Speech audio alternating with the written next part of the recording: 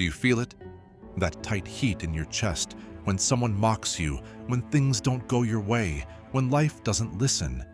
The flare behind your eyes, the tension in your jaw, that primal urge to push back, to punish, to be heard. That's anger, not the righteous kind, not the protective instinct, but the kind that eats you alive long after the moment has passed, the kind that enslaves your peace and sharpens your tongue. By the end of this video, you'll understand not just why you get angry, but how to dismantle the emotion completely, using timeless Stoic tools. Marcus Aurelius wrote, "You have power over your mind, not outside events. Realize this and you will find strength." Anger is not caused by what happens. It's caused by your interpretation of what happens. A delay isn't infuriating. It's your expectation of speed that makes it so. A criticism isn't insulting. It's your attachment to being right that lights the fuse. The Stoics taught that all emotions stem from judgment. Anger, therefore, is a choice, a response to a thought you've accepted as truth. He disrespected me. This shouldn't be happening. I don't deserve this. Each one is a narrative, not a fact. When anger arises, it promises strength, but delivers chaos. You lose clarity. You trade discipline for impulse, and worst of all, you become the very thing you hate. Reactive, irrational, destructive. Seneca warned, "Anger, if not restrained, is frequently more hurtful to us than the injury that provokes it." A bruised ego does more damage with its retaliation than the original offense. Each time we act in anger, we reinforce the illusion that we are entitled to control reality. But the Stoics were clear. You control effort, not outcomes. You control response, not events. You control your mind, nothing more.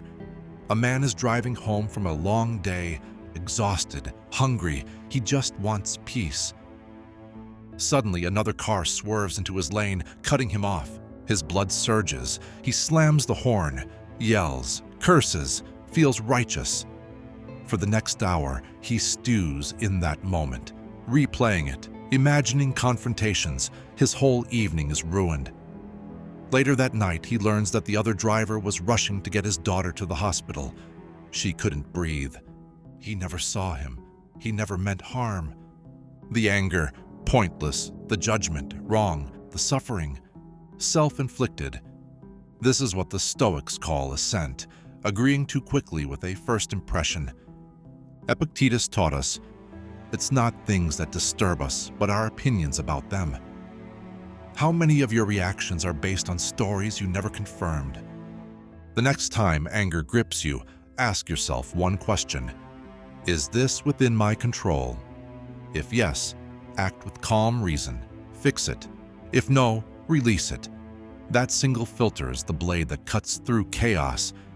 You don't need to clench your fists. You don't need to shout to be heard. You just need to remember. You always have the power to not respond in kind.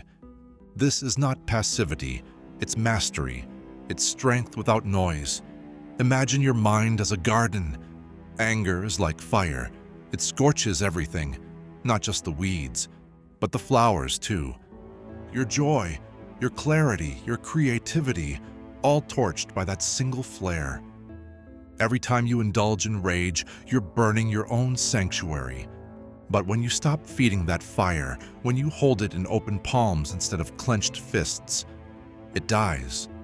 Slowly, quietly, you learn to let go. Let them misunderstand you. Let them be wrong.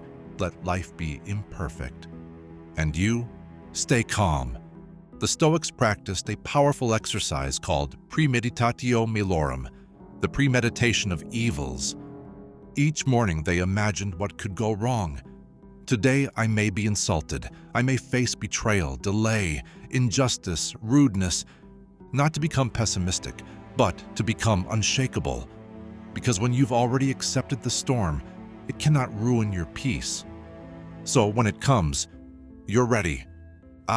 Here is the insult I prepared for. Here is the betrayal I anticipated. There is no shock, no sting, no explosion of anger. just a quiet nod, and peace. Here's what a Stoic tells themselves when anger comes knocking. I am not my emotions, I am the watcher. This moment will pass, my reaction will linger longer. No one can harm my mind unless I let them in. They acted in ignorance, not malice. I've done the same in other moments, I am not above this.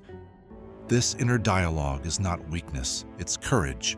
The courage to interrupt the cycle, the courage to pause before the storm, the courage to rule yourself before trying to rule the world. Every moment of anger is an invitation, not to explode, but to awaken, to see the parts of you still clinging to control, to ego, to expectation, to see where you haven't yet accepted reality as it is. The Stoics never denied pain, injustice, or difficulty, but they refused to let those things own them. They chose sovereignty over sympathy, mastery over reaction, and you can too. So the next time your chest tightens, your breath shortens, your mind screams for war, pause, watch it, feel the ember in your hands, and choose not to fan the flame. Remember, anger is not strength, silence is. And if you learn to master your anger, you'll discover you never needed it to begin with. If this resonated with you, friend, consider staying with us. There's more to master, more peace to find. Let's walk the Stoic path together.